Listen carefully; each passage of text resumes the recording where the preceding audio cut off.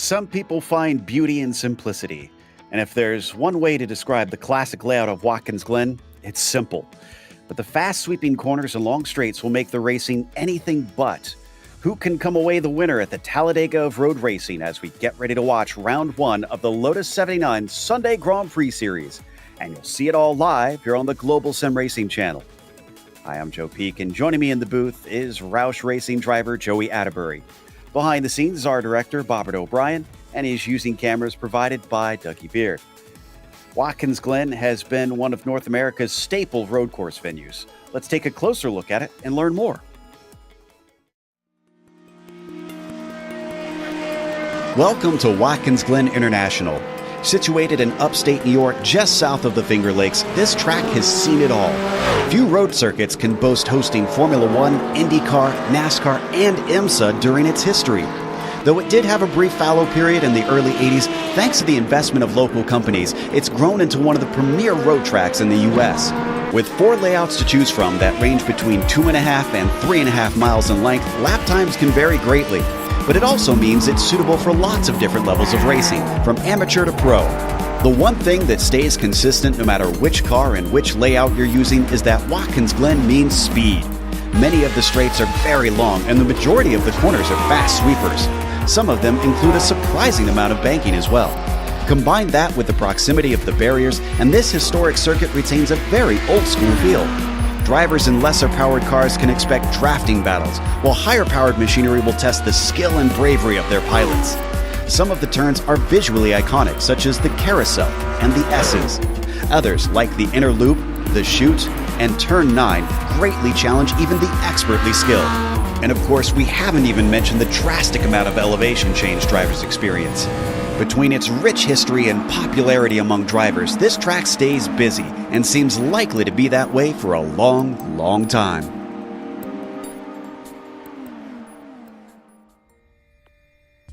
Well, it's the version that NASCAR raced in the 80s. This car raced the boot layout without that chicane, but Joey, this is going to be a wild ride.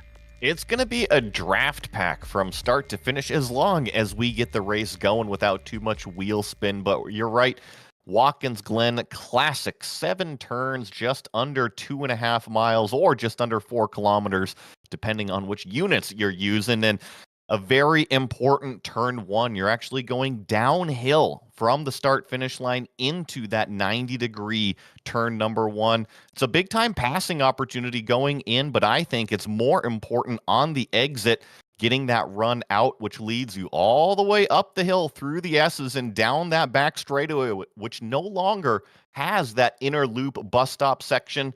Going to have to briefly get on the brakes through that sweeping outer loop, and then pretty much it's going to be a drag race to turn 6 and 7 to round out this lap. But Joe, the laps are going to take off incredibly fast here. And real quick as well, let's go through how the championship wound up at the end of last season. At the top of it, Juan Mi Costa wound up winning with Gernot Frische a pretty good distance behind, but in second, and he finally broke that streak without a win and found himself on the top step of the podium once more. He's not here today, unfortunately, so he won't be able to try and get one this season here at the start. Juho Raina wound up in third. Timothy Reed, who was our Camel GT champion in the GTPs last season, actually wound up in the top 5 with a 4th place in the Lotus 79. So clearly he is on good form lately, with Freckleton also claiming a top 5 in the points last season. JDS showing himself much improvement and getting a top 6. Fuentes starting to come strong there at the end. Now, we also have a F2 standings. Let's take a look at that as well. F2 only separated by the driver's iRating. It was Barry West that claimed the championship. Pretty commanding 41 points over Pablo Suarez, but it was a very close battle for that second place between Pablo and Keith Herner. Only 5 points separating them. And then there is another couple really close battles back here, primarily for that 6th place position. Thomas Silbernagel, Sam Ryman, and then even throw in Bjorn Ackerman, who finished down there in the 8th place, only separated by about 11 points apiece. And these F2 drivers, it's all about improving your skill, improving your racecraft every single week. Is indeed. Now, this is going to be a pretty similar race in that it's the same, a similar length of time and distance, but 41 laps. It's a lot more than we typically see in this series for this first round. So it's an open setup, but with this being a new build, a lot of drivers are having to scramble to try and find setups that work with some of the changes that have been made to this car. No spare car, and this track has barriers very close to either side, pretty much all the way around it, so it'll be easy to throw it away. Drive-through penalty at 17 incidents and a DQ at 25. They've got some paved runoff places that you need to be careful about as we check in with Topi Cortiniemi to see how his second lap goes. Blasting down this long back straightaway, and I'm curious to see, Joe, that transition from where that inner loop goes back to the racetrack. We see it kind of cause havoc in some of these race cars, and these ones, they're very low slung to the ground. I'm curious to see if it's going to cause problems today. Yeah, that's a good point. As Topi right now sits in third, and he is coming around the last corner here onto the main straight, right up to the wall. He's tracking 0.2 better, which is going to make it close on if he can take the pole, 57.719, and that is not going to do it. In fact, he is still going to stay in third position, less than a tenth away from his fellow Finn Partonen. Timothy Reed going down here. He just completed his qualifying lap, going to place him 6th on the board. Also seeing Dylan Freckleton now exit the pits. Now, this is going to be one to watch here, Joe. He hasn't laid down a time yet, and usually Dylan is kind of in there in the top 7 range in qualifying. I wonder if he's kind of trying, I mean, speaking of NASCAR earlier, trying kind of NASCAR style, waiting for others to go out, see what's possible, see if the track will cool at all, and then see if he can take advantage and get himself a better lap. Because it is so short around here, less than a minute in length, drivers have plenty of chance to try and bide their time and then see if they can go just that little bit quicker. And it is going to be such small margins that make the difference. I don't think this is a bad idea, Joey. I don't think it is either. And the other thing that it provides you if you're in Dylan Freckleton's shoes is that you see the lap time leaderboard right now. You see Jukka Tolinen on pole. You know exactly how fast he's going. You see everybody, and it just kind of gives you a carrot to chase. You already know where you're going to place, but depending on how good your lap is.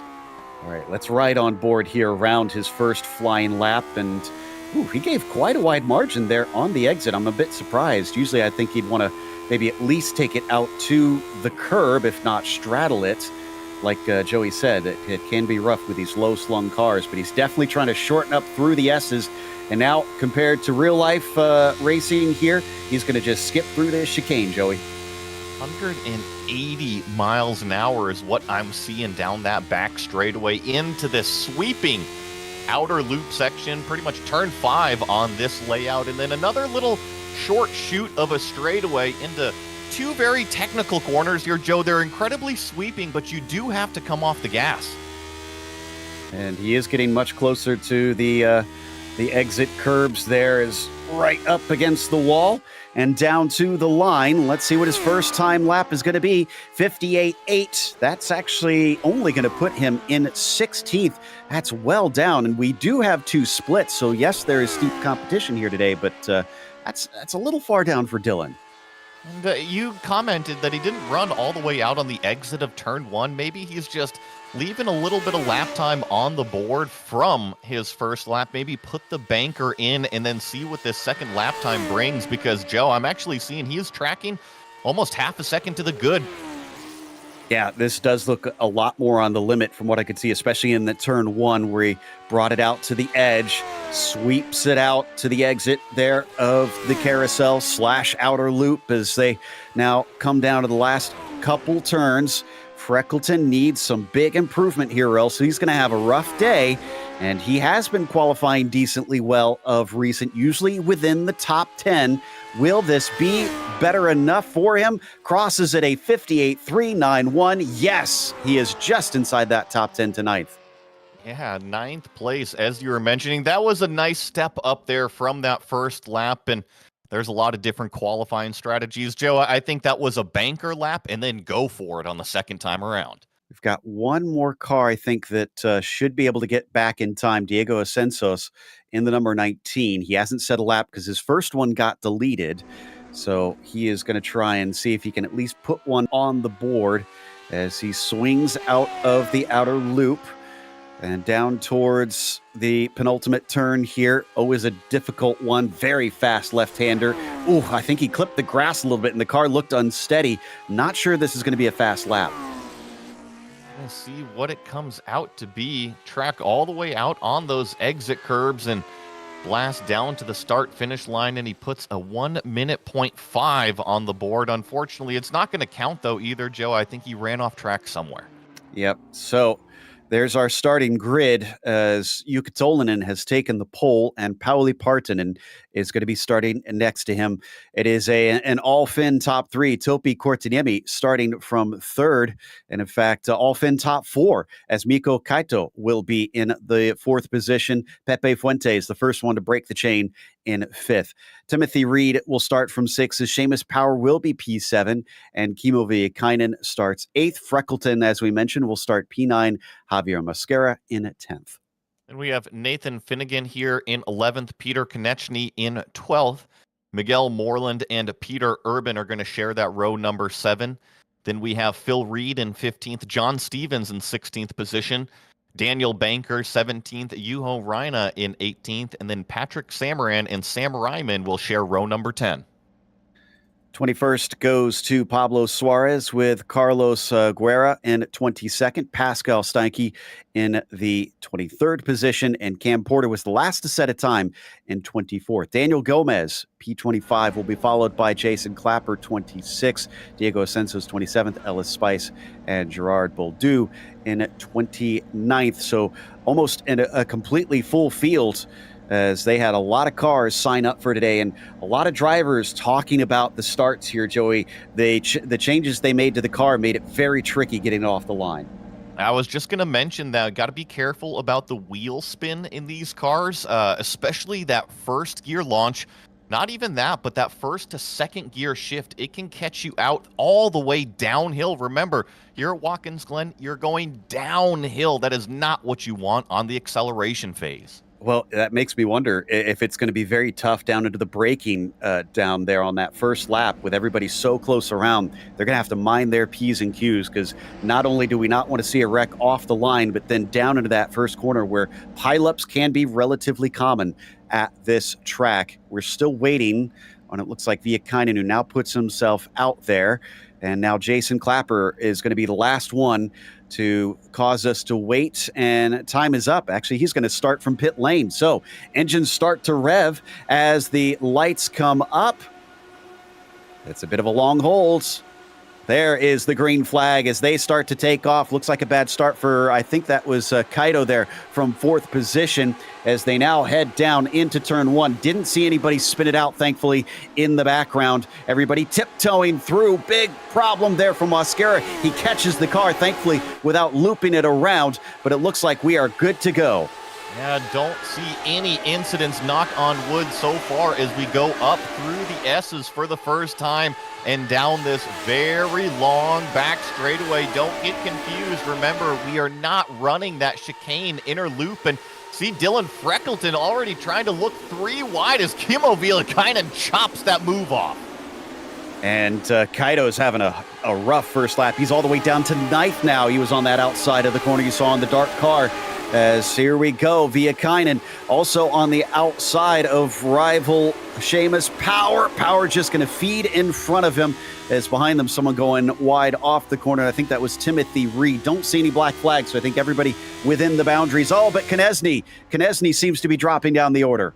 Yeah, there was just a little bit of contact. Unfortunately, Peter Konechny was on the outside going into the final corner. That's turn number 7 here. Watch this white and blue car. It kind of gets stacked up right in front of him. Little bit of side-to-side contact. Actually, no, I'm sorry. Peter just gets in a little bit too deep and unfortunately spins. And the 3 also collects him. That's Phil Reed, the controller king. But if we come back live, Viekainen's, oh man, almost going to have a 3 wide moment with Freckleton once again. Dylan is full of it today. He is ready to go. You and I were looking at the exact same point, and I thought that Dylan was going to go up the inside, but look out. Timothy Reed is also trying to enter into this battle himself. It's really 4 cars, Kimmo, Dylan, Seamus, and Timothy. We had a massive wreck for Peter Urban. He wound up on his lid, I think, but he's out of this race naturally because of that incident.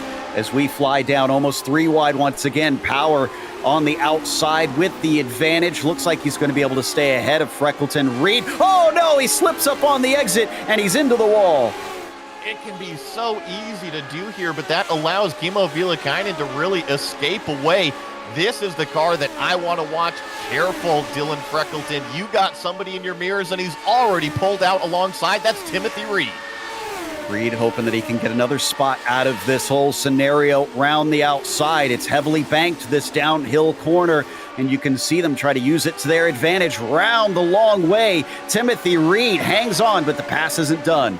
No, it is not. Still side by side here, and it looks like Mikko Kato's trying to get back into the battle after those mistakes from earlier on.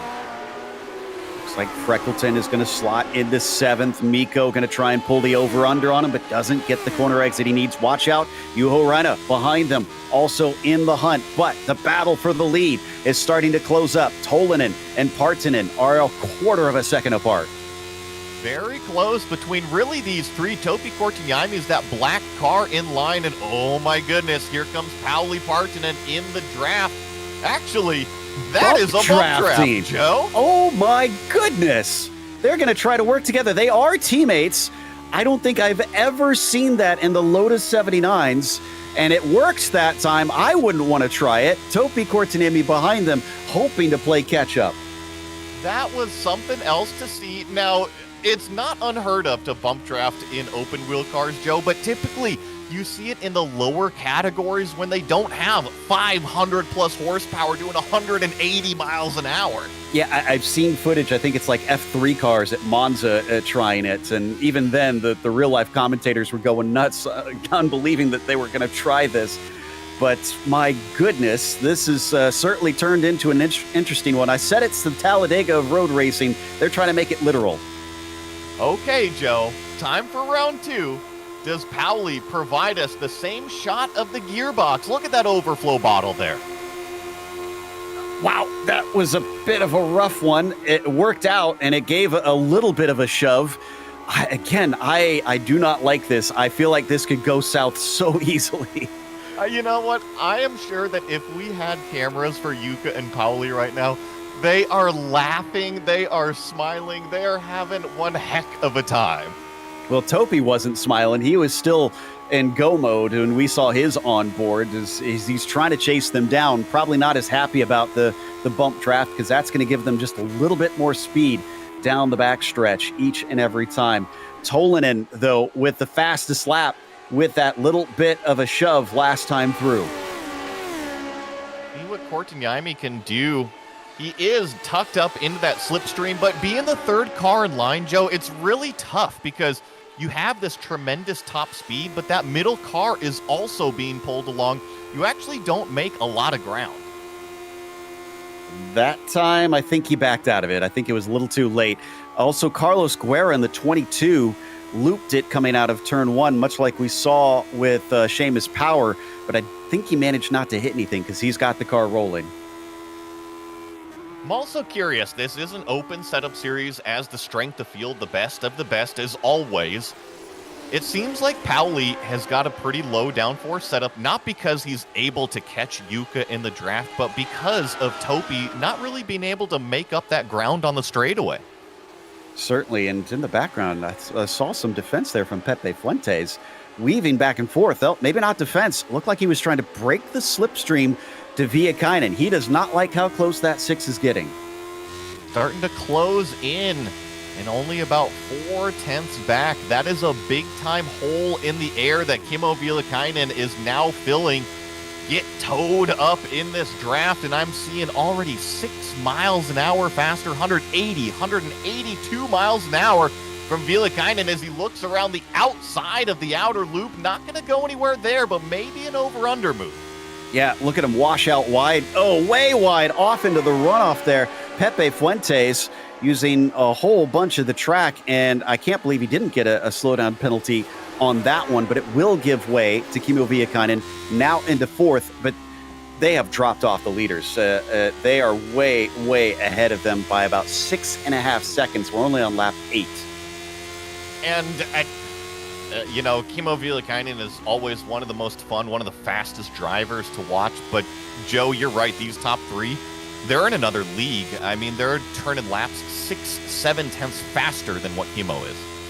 I may have spoke too soon about Guerra not hitting anything because he's in pit lane now taking repairs. So maybe he did get the wall a little bit there and has had to go and give another look at. And we've got another car around in the exact same spot. Pascal Steinke in the 29 machine has done the exact same thing. That is Calamity Corner right now.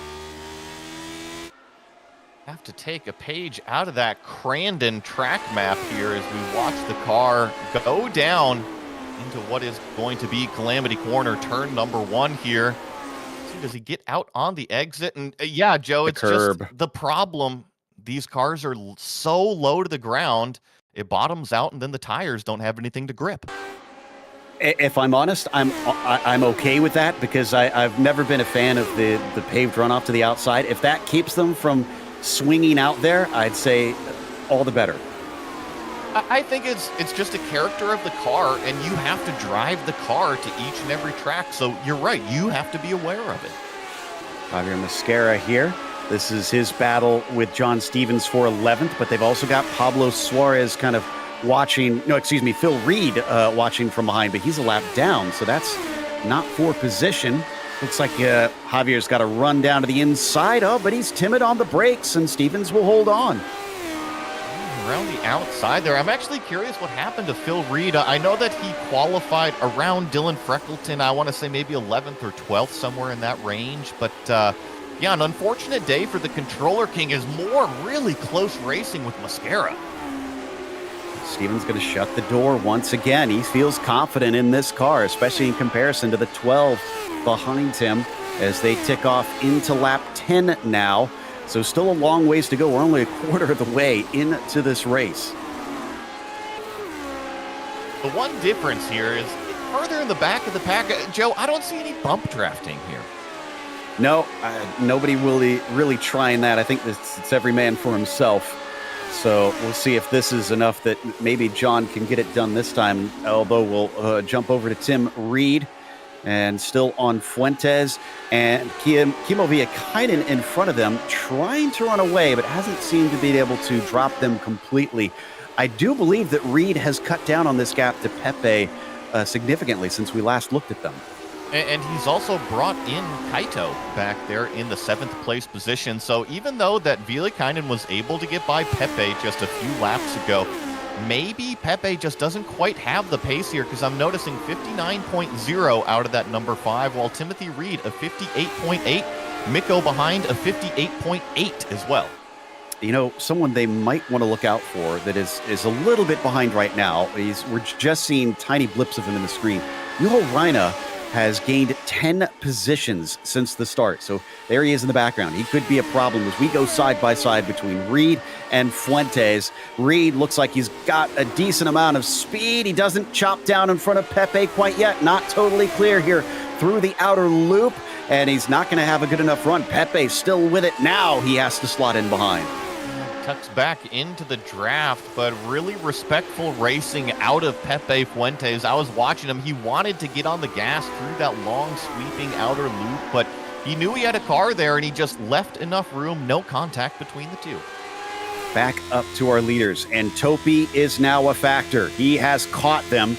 Will they continue to try and bump draft, or are there going to be some different shenanigans starting to go on as they climb the hill? He should have a pull enough to at least get with him. I don't know if he'll be able to pull alongside. This is what I was talking about earlier, Joe. Pauli is running a lower downforce setup than Topi is. Now, Topi has caught them, but going down the straightaway, Topi, he's not going to be able to get by as long as there's a draft pulling Pauli along. Yeah, back to that open setup conundrum. Unfortunately, it looks like he's got a bit of a rough one here. He's gone for that higher downforce, which makes the car fast, but you got to be fast in a straight line if you want to make passes usually. It's as close as it ever has been. I've been really impressed with the lap times they're putting down. still a half a second faster than anybody else on the racetrack. Now, it is a little bit late in the evening, we should point out, so the track is cooling down as it goes. It's actually, I think, almost 6 o'clock p.m. virtual standard time here, down to 78 degrees Fahrenheit. And there is another nice little nudge from Partanen on Tolinen up in front of him. Gave him a nice push. Fastest lap still sits in the hands of Partanen right now. No, excuse me. Korteniemi managed to snatch that away. 58.431 is right now your marker. You know, my mind always goes to comedy, Joe, and I just see these two out front, Yuka and Pauli I'm talking about, and they spend so much time racing and practicing together. I'm picturing Talladega Nights, and Yuka's up there giving the slingshot sign in the mirror every single lap to Pauli. Yeah, absolutely. He wants him to go here, as Yuka Tolinen would like to keep the lead, though, and stay ahead of him. Partanen is just sitting behind and giving the push. As Topi Korteniemi, let's see how much he gains this time with them as they fly down the backstretch. It's all uphill here. And as they come up to the brake zone, yeah, just, man, it almost looked like he didn't gain anything. It's tough being the third car in line, and also I truly do feel like Pauli is running a little bit of a lower downforce setup than Topi. Now, not a ton. It's probably only 1 degree on the wing, but here in iRacing, that's enough for a couple miles an hour on the top end. Here's where it gets interesting. They're starting to catch lap traffic. Will that maybe itself offer the chance, either them being caught up by some, or maybe some extra slipstream for Korteniemi to try and do something different soon? I think both. I think that depending on where you catch them on this racetrack, there's plenty of straightaway to get by them. However, if you catch them in one of these areas like the climbing S's, or even have to get stuck around the outside of the outer loop, it can just kind of open the door for anybody behind you. He's got to be careful that he doesn't kind of damage the front wing, because if he does, then he's going to have a tough time if he's ever out of the slipstream. But he'll at least get the pull from his teammate. Gomez here, fighting with John Stevens. We were watching John before. He's still got some more action this time. It's the Renault liveried car down to the inside. Will he once again try and shut the door, because we've seen him be able to hold it round the outside going into this turn. Does for a brief moment, but coming back alongside him, the yellow and white machine is now through, and Stevens gets demoted to 13th. It doesn't seem like there's a whole lot of grip out there on the outside. And the other thing that we were talking about pre-show, Joe, that tire change on these cars, I've also heard that there's quite a bit of understeer now. Yep, and it's certainly become a bit of a notorious feature, this build. We'll see if it changes at all, but it's become something that they've had to deal with, as Gomez now looking towards Mosquera, about a second and a half up the road. Could maybe crack even to the top 10 if he's got enough pace to run down Finnegan, but that's another 3 seconds, so there's more to do. Also, I think Kaito is still trying to make up for his losses at the start of the race. The 11 car is back into 6. He just overtook Fuentes. Watching Daniel Gomez go around the outer loop. And Joe, I'm taking a look at our leader right now. We are coming up on a small pack of lap cars. Maybe not a bunch of them, but definitely a couple coming up through these S's now. Yeah, I think the lap cars are going to play a factor now as they catch them one by one. Where I think the next one that our leaders are going to be up alongside Pascal Steinke. All the drivers that have had problems, it looks like, and have run into the walls at some point. And it actually, we do need to go to the leaders, because it is playing a bit of a factor here. Guerra costing the outside line around the outer loop. So that's changing things. Is down into that outer loop there. We saw that we were watching the battle between Reed and Viacana. But here we go. Yeah, that is Guerra just behind them now. Next on the road, going to be Pascal, who I mentioned earlier. And actually, Topi Korteniemi gets a really good run out of turn number 7 here. He's going to look down the inside of Pauli Partanen. deep on the brakes. He's going to claim that second position in a crucial area. Can he pick up the slipstream from Jukka Tolvanen and now hold off Pauli behind him? It's going to be tough. Partonen, though, is awful close. He needs to back it up almost to try and gain that slipstream. No, I thought he was going to try and bump draft with him as well. And it's not going to be enough. Partonen did not use it well enough. Will they lose touch with Tolvanen here? I don't think they're going to lose touch enough because Topi has an incredibly fast race car. However, I do think Pauli will be able to get by the next time up that long, long straightaway. And something has happened to Gomez because he is in pit lane with a lot of damage. I think this was the penultimate turn that the car seems to have lost control. And I think it is once again the curbs that cost him with creating a big moment with Stevens as well. So watch this incident, and the 26 car is going to get away lucky here. Come through. It was the exit of turn 6, and then you are right. The way the car just bounced back onto the racetrack. Holy smokes. So Stevens now back into 12th, but he's also got Patrick Samaran behind him fighting for position. So things getting interesting as well as the battle for second. Looks like Partonen did get the run this time, got alongside him, and is going to be able to move back into P2. So Jukka's wingman has rejoined. It's a tough spot being where Corten Jaime is, because how do you defend that? You just don't have the speed on the straightaway to block another car. I don't know, maybe get out the oar and start rowing. Yeah, I mean, that's the best you can do in that situation. And what's crazy in all of this, we're just hitting the halfway point. It feels like so much has happened in this race because we've run so many laps out here, and yet we've got to do the same thing all over again. Partonen now taking the fastest lap at a 58 flat out there. I've been pretty impressed with how much of the field they've already been able to work through, considering it's not even halfway through the race yet. So I'm curious, is this pace going to hold up the rest of this race? Because they're continuing to get faster. You mentioned those fastest laps. Well, as the fuel continues to burn off, we're down to a 58.0 as the fastest lap now. Indeed. So it's going to continue to just drop as we watch, and as they fly down towards the penultimate turn, these two are battling through the outer loop once again. Viekainen and Timothy Reed. They've been glued at the hip for much of this race. Red car being Timothy Reed, and then Kimmo Viekainen rocking his classic white and purple scheme.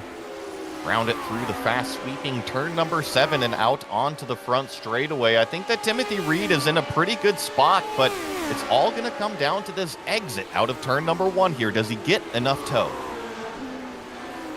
Up ahead of them, they do have the lapped car as well, and does look to be a little bit off the pace. So I wonder if they're going to catch him on the backstretch, or will he be a problem down into the outer loop? He could also slow to let them by, but that could also affect things depending on who gets the right pull. Viekainen trying to, as much as he can. Reed down to the inside. Both of them giving space. Reed not completely alongside. He breaks very shallow, and he has to get out of it. I love the racing here in this vintage community. It doesn't matter if it's the 49s, the 79s, the Camel Series. It's just, there's so much respect on the racetrack. They were going into a 3-wide moment. Timothy Reed left plenty of room for Viekainen to go up the middle. And unfortunately, it just didn't play out for the red car because he didn't have that slipstream that Kimmo was able to sniff on to keep the lead. It's still tight enough. I think he's going to get another bite here if he gets a good enough exit. He certainly looks good down into the corner, swinging it out as hard as he can. Yeah, he is tight up behind that number 6 machine.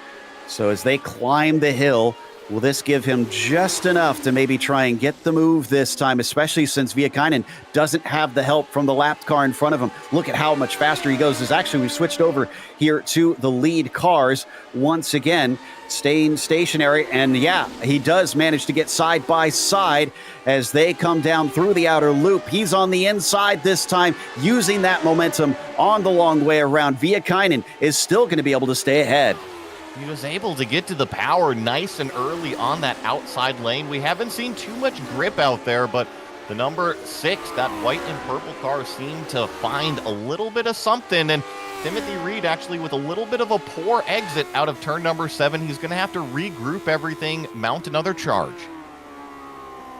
He's been giving it his all. He seems to think he's fast enough that he could try and get this position and get ahead, but I almost wonder if this goes back to those setups you were talking about, if maybe there's just a little bit more wing on Viekainen, and that's helping him through the turns.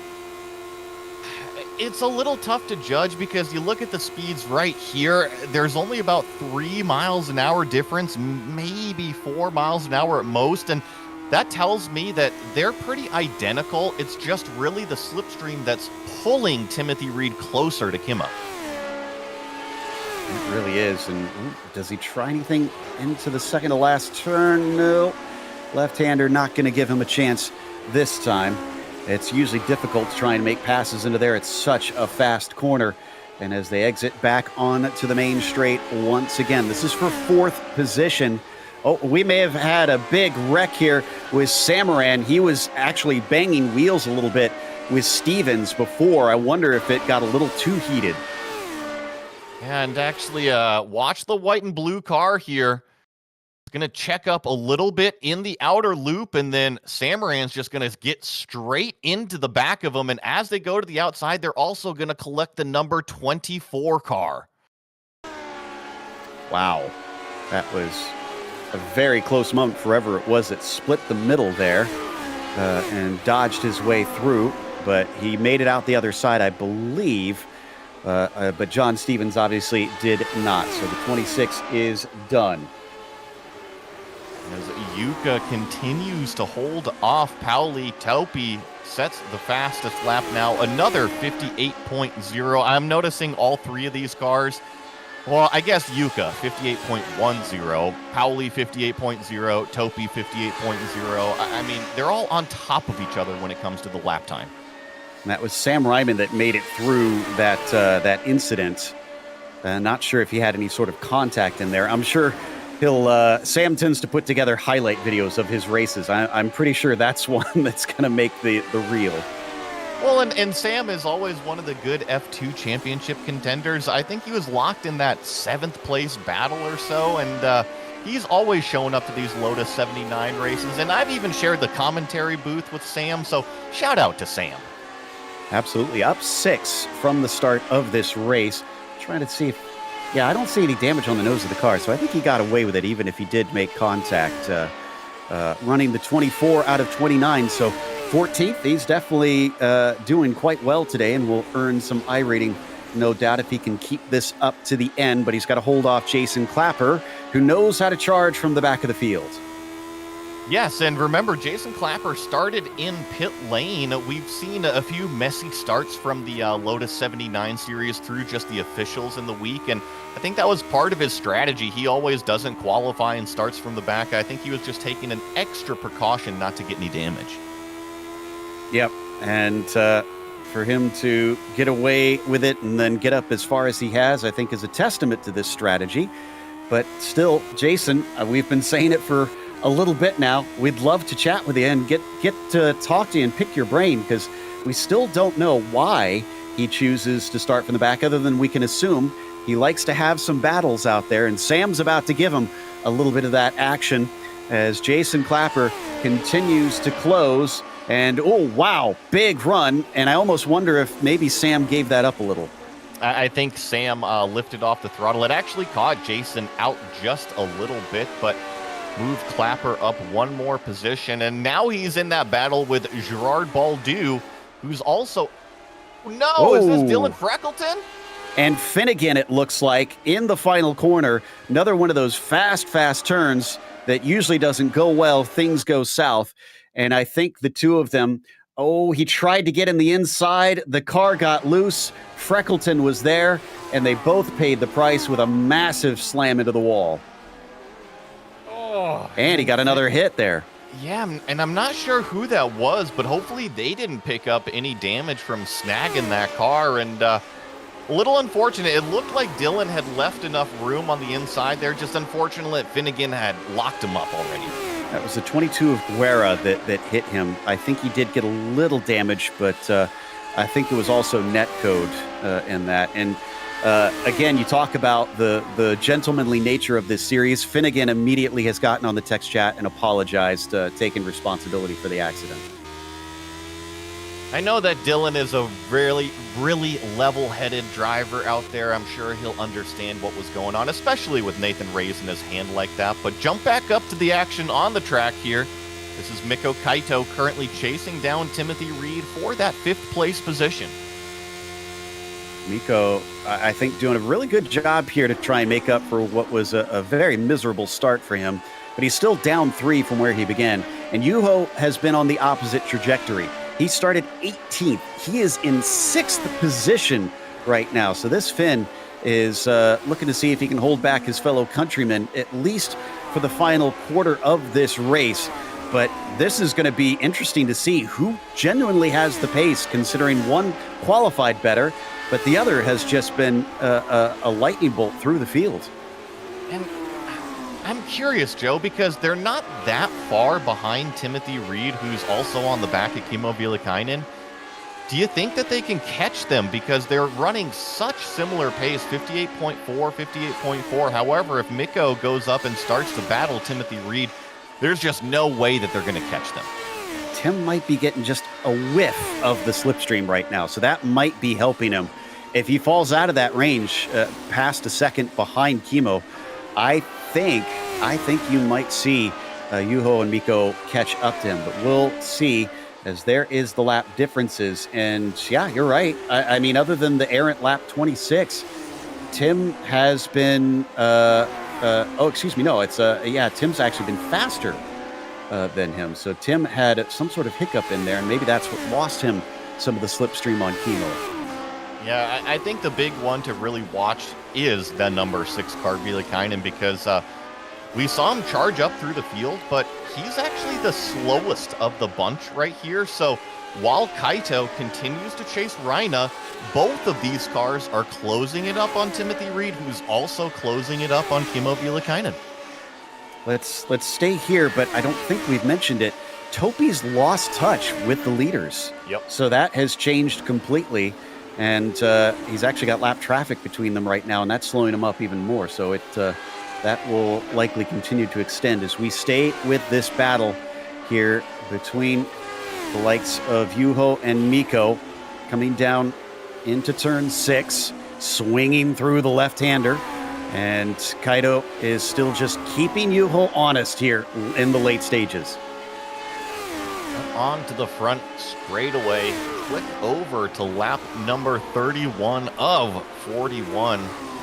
About 3/4 of the way through this race, and it's just been clicking off 58 seconds per lap. I'm actually seeing the fastest laps are now down into the 57.9 from our leaders.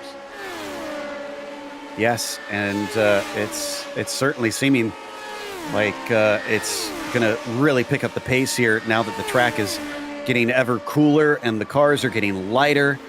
But Timothy Reed now suddenly becoming a major problem for Vilakainen. I wonder if Ellis Spice, who they're going by, was a part of this. I also wonder if maybe Kimmo used his tires up a little early in this race. Remember how hard he charged, and there you see the car just really sliding on him. Seems like he can't really get the front end to hook up, and from what I see, Joe, that's what we call pushy loose. You try to get the car to turn in, it just doesn't turn, and then when you don't want it to turn anymore on the exit, all of a sudden it turns too much. This has got to be such an interesting track for that too, because it's got these long straightaways, but this car puts off such a horrible wake, and it's so many long, fast turns. Here we go. He is officially in that tow. Does he pop out to driver's right? Yes, he's going to try to outbrake Kimmo Vilakainen into the outer loop, but Kimmo way deep on the brakes. Great job by Kimmo to hold him off there, so he's going to have to try again later. But now he's got a good inkling of just how much slipstream he needs, how far back he needs to be to get the run. They're closing upon Gerard Boldu. And Gerard, is he going to pull off? Yes, he is. So he doesn't want to play a part in this. He's going to let them by. Kimmo gives him a thank you over the radio. Yeah, but he's another one to deal with. He's probably going to catch him in the S's. Now, if the car gets a good run out, I don't think he's going to have to deal with them until the back straightaway. But, Joe, I'm just seeing lapped car after lapped car after lapped car. This is what they're going to have to deal with from here on out. Absolutely. It might not be the biggest field we've seen here at Watkins Glen, but it's such a short track. They're starting to hit a conveyor belt. We have lost Knesny, Urban, Moreland, Gomez, Guerra, Finnegan, and Freckleton. So it's down to 22 of the 29 starters. But that's appearing to be enough that it's becoming a bit of a headache for the drivers. Kimmo Viekainen, 4th out of 4 Finns at the top of the field. Just how it started this race, although Kimmo did not start within those top 4, but it's been domination here in North America from across the pond. Well, and I think that Yuka and Pauli have finally done the tag team and entered the ring together with double elbow drops, because Topi now almost 2.5 seconds back. He's got to hope for a mistake out of the bump drafting pair. Problem with that tag team, though, is eventually someone's going to have to go for the belts. And Tolan and Partinen... Where's the chair? And Mascara with a problem in the final corner. Clapper is going to zip by. Looks like he had a spin because the car doesn't seem to be too damaged and he can keep going. But yeah, Tolan and Partinen, I mean, eventually they're both going to want to win. Who goes for it? Yeah, and I think that's something they are going to settle on the radio. They probably have the strategy, say, hey, let's go run away from everybody for, the whole race, and then let's just call it the last 3 laps or the last 5 laps. Whatever they want to decide, they'll probably race it out. Yeah, they've got a big enough buffer now that they probably could battle a bit. It's about 2.5 to 3 seconds back to Courtniemi. Meanwhile, watching the likes of Kaito still chase on Yuho here. Down through the first corner, trying to get the launch off. A little bit of wheel spin there, but I think it was enough. I think he managed it. Mikko is going to get a tow. Up through turns 3 and 4, known as the S's. Those guardrails, they come up incredibly fast here. And here's Timothy Reed. This is the battle right in front of him. He's officially alongside Kimmo Viekainen, headed into the outer loop. And Kimmo, once again, really deep on the brakes. He's going to try to hold the outside. We've seen him do this defense, and he holds it once again, putting the power down. Massively impressive from that number 6. I can't believe he's been able to hold that multiple times. You'd think Timothy would start to figure out some inroads there. By the way, watch out for Pepe Fuentes. We don't need to go to him, but he's been blinking a lot. If he blinks as long as he did last time, because he was gone for a good 30 seconds, he could be out of this race with a disconnect. Mascara side by side. He's already had problems. Is the car back up to speed here? He's going to be able to hold on the long way around. This is with Suarez, and behind them, Daniel Banker giving watch. Into turn 6, he is going to clear Suarez there. So Javier Mascara now up into the top 10, exactly where he qualified. Talked about Jason Clapper sneaking through there earlier. Oh, what's going on with Reed here? He's side by side with Viekainen once again, and he's got a nose ahead, but we've seen the shot off the exit of the corner. Seems to be a little bit better. Almost looks like Tim is maybe too shallow there at the exit. You know what that's called, Joe? It's called racing your buddy with respect. He's not pushing him off the track. He's not trying to go and bang wheels with them. They are just racing hard. I thought you were going to say he was being too chicken or something there, but that went a different direction than I expected. But yeah, Timothy Reed definitely giving him plenty of room. Maybe he's going to have to get more aggressive to try and hold him off and be able to complete the pass there off the corner exit. He's much closer this time coming up the hill. Yes, he will have to get more aggressive. And that last time, like you said, he was a nose ahead. And here we go. Can he time it enough that he has that same advantage going into the outer loop? He's got about 1 mile an hour on Kimmo. Let's watch how deep on the brakes. Yeah, he hit that wall of air, and he just didn't have enough beyond that. The momentum just halted. And again, he gives him so much off the corner exit that every time Kimmo is able to stay ahead. It's just a really, really good battle for what's going to be the 4th place position on the racetrack. Not even spraying champagne here. Yeah, and if they keep this up, don't forget about Raina and Kaito. They are down to about 1.5 seconds back, and I think every time that they go side by side through that corner, they're giving up little tenths of a second to those that are catching them. Yeah, you can see the two battles are starting to converge.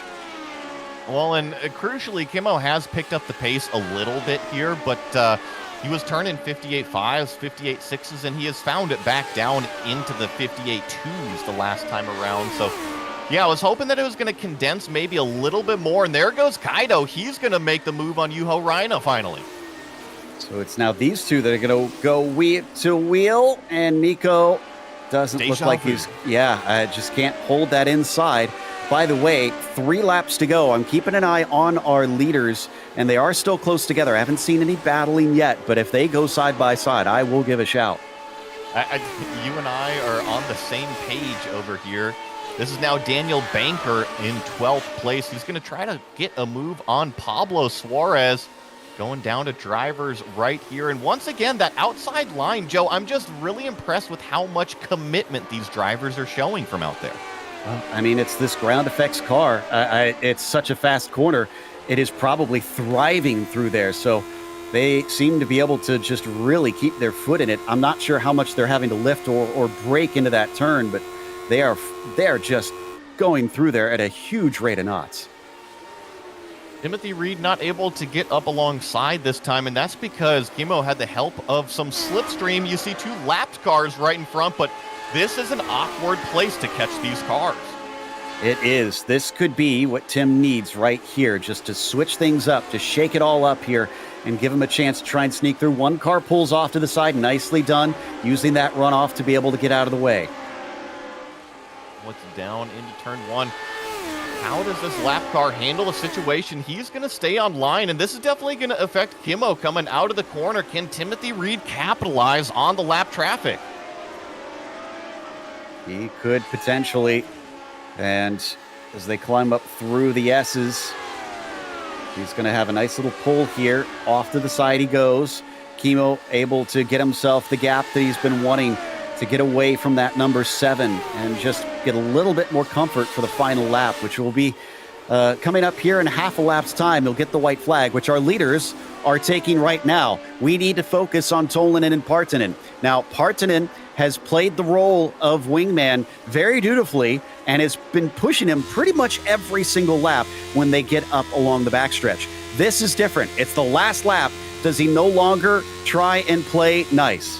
Well, and Joe, I'm not sure if they're going to catch him, but I see a train of lapped cars ahead of the leaders. But here's the move right here. Can it be made? I don't think he's close enough. I think it was too far behind, and he runs out of straightaway. He wasn't there. He might have another chance here coming into the penultimate turn if he's really daring, but he's going to have to be brave. He's now towing up to the back of him. Will he show his nose? No, he will stay behind. It is going to be a 1-2 here unless this lap traffic will catch him out. Will it slow him up enough to the line? Doesn't look like it's going to be. As they cross the line, Tolinen takes the win. Partanen was all of 1/10 of a second behind him at the line. And this is that battle. Topi Kortiniemi does finish 3rd, and Kimmo looks like he's going to be able to hold on to this 4th place position. Timothy Reed tried through the outer loop, but it was just a classic Kimmo defense. No! Oh, no! Timothy Reed into the barrels on pit lane entry. And he's stuck. He is stuck. He can go nowhere. He had a top 5 in his hands, and it is snatched from him. Just a shame here. This is now Daniel Banker. He's still trying to get around Pablo Suarez for this 11th place position down to the inside of turn 6, but just not a big enough move. Ryman's got a chance to try and attack him. Will he take it in these final few corners? No.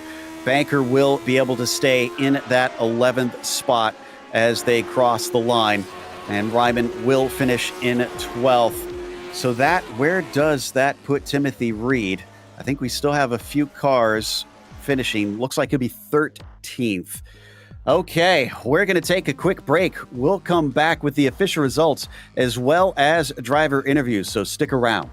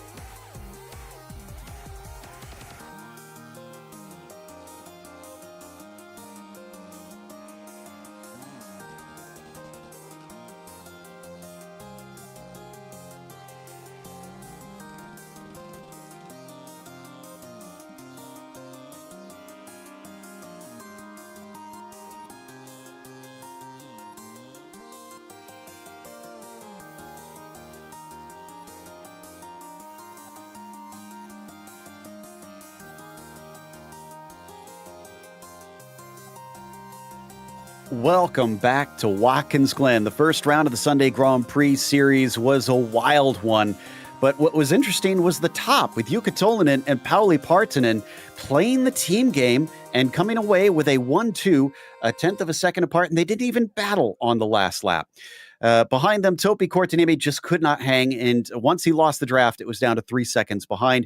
Kimmo Viekainen withstood the pressure from Timothy Reed, and that got him a fourth place, but it was Juho Raina who got a top five from 18th. He managed to mess up his qualifying, he said, and that's what put him backwards. Mikko Kaito qualified in fourth, but wound up sixth as he just kind of went backwards on the first couple laps. Pepe Fuentes was P7, and Jason Clapper, with his traditional rise up the order, wound up eighth. Javier Mascara was P9, and Pablo Suarez went from 21st to 10th. Then in 11th place, we have Daniel Banker, followed by Sam Ryman. Unfortunately, Timothy Reed here with that last lap, last corner spin is going to finish one lap down in 13th place. The first of the cars a lap down. Diego Ascenso here in 14th. Cam Porter 15th. Patrick Samaran 16th. Gerard Baldu, a good race here, up 12 positions for Gerard, finishes 17th. Phil Reed in 18th. Ellis Spice in 19th. And Seamus Power in 20th. Stanky was 21st with Stevens 22nd. They did see the checkered flag after extensive repairs, but everybody from there on down, unfortunately, were DNFs today. So this track gobbled up a few of them, but it did not manage to catch out Jukka Tolinen, who was our winner today. Jukka, congratulations. How much was the team game in effect? Because we saw you guys bump drafting, and we expected you to try to fight for the win on the last lap, but that never seemed to materialize.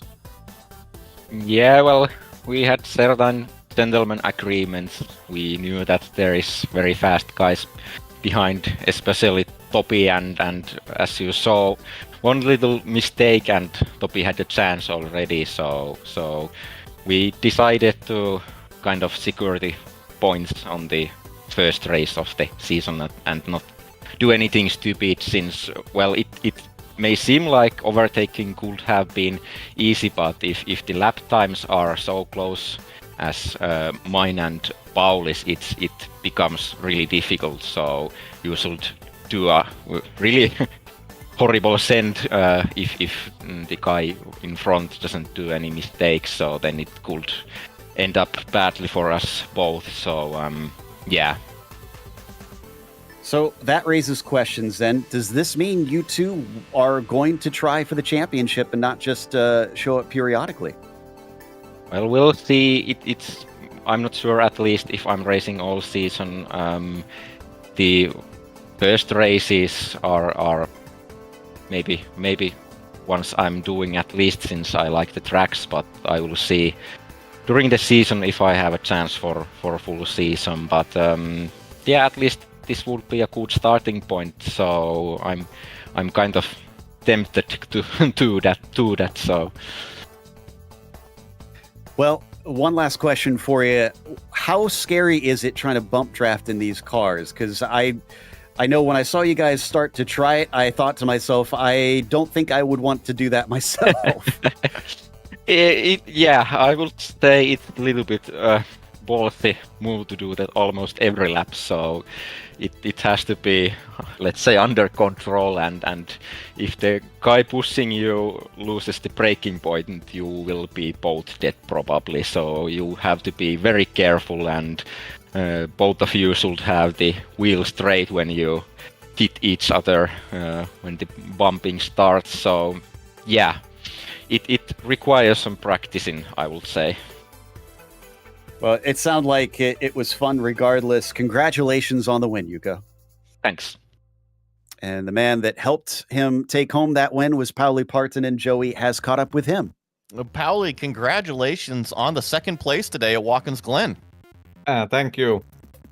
Well, talk to me a little bit about the race, and are you familiar with Talladega Nights? Because it certainly looked like Ricky Bobby and Cal Naughton Jr. out there just bump drafting the whole time. Sorry, I don't know that, but I know me and Jukka, and we do that kind of stuff. This is not the first time, so we really like to help each other out if we can.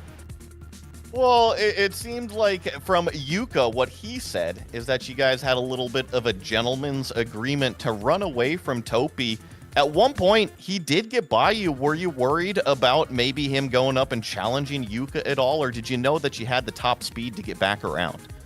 Yeah, well, I was really taking notice during the race what kind of setup Topi has, and I was not really that worried. He seemed to have very good corner speeds, and that usually means he have way more wing than me, and it seemed like that when I tried to overtake him, it was actually very easy, so I was not that worried.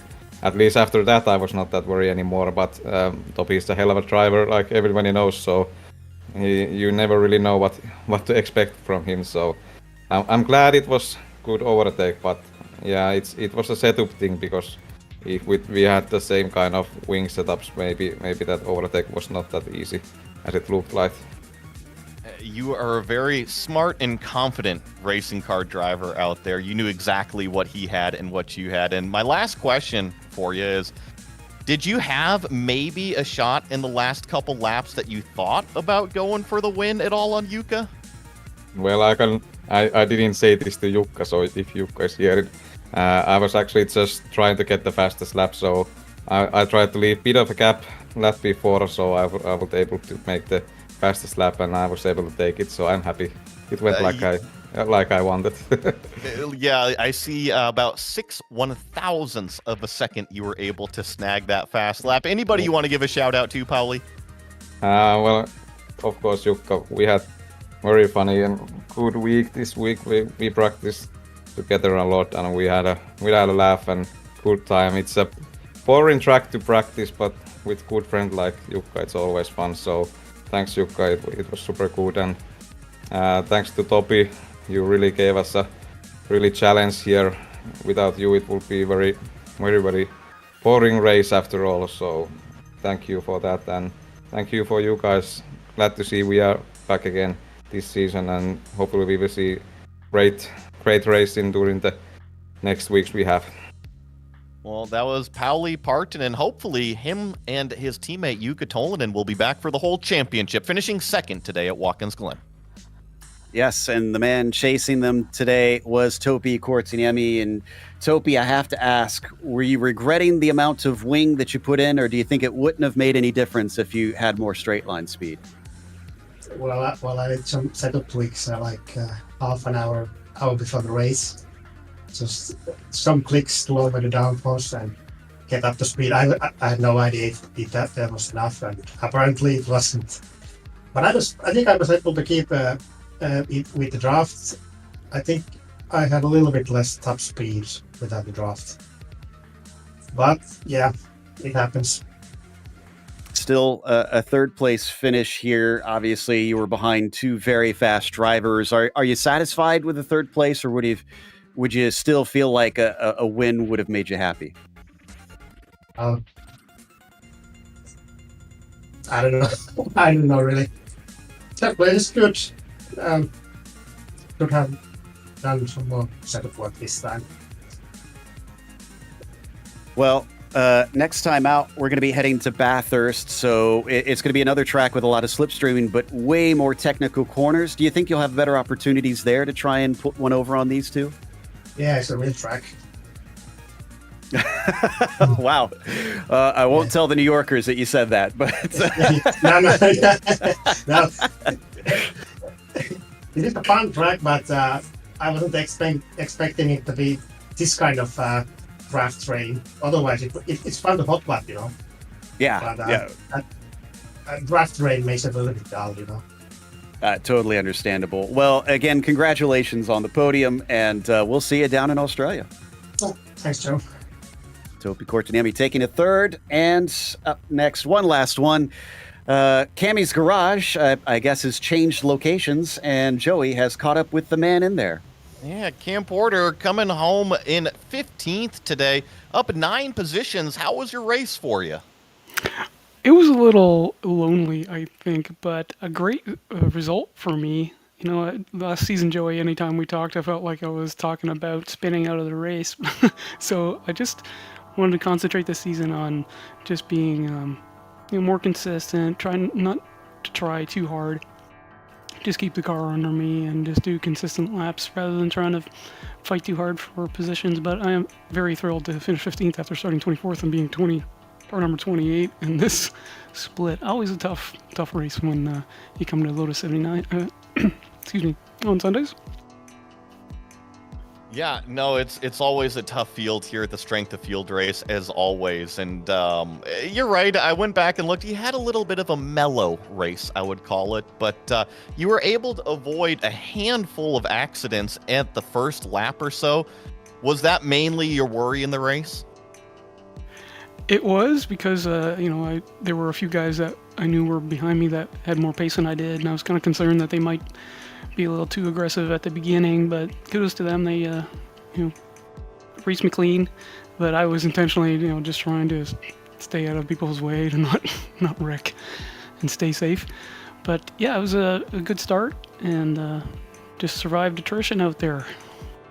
Well, congrats on that 15th place, Cam, and hopefully you get all unpacked over there with the new move. Thanks, Joey. We'll see you next week. That was Cam Porter finishing 15th today at Watkins Glen. Which is going to wrap us up. Before we go, though, we do want to give a huge thank you to the Lotus 79 community for bringing us back for another season of coverage, as well as the team today, Joey, Bobbert, and Dougie. Make sure to check out our social media, our website, and our merchandise store. But don't forget to subscribe to our YouTube channel so you don't miss a moment, because like we said, we'll be back next week at Bathurst, Sunday, September 24th at 12:30 p.m. Eastern. Be sure to check out our other broadcasts that we have listed here. But until next time, race clean, race hard.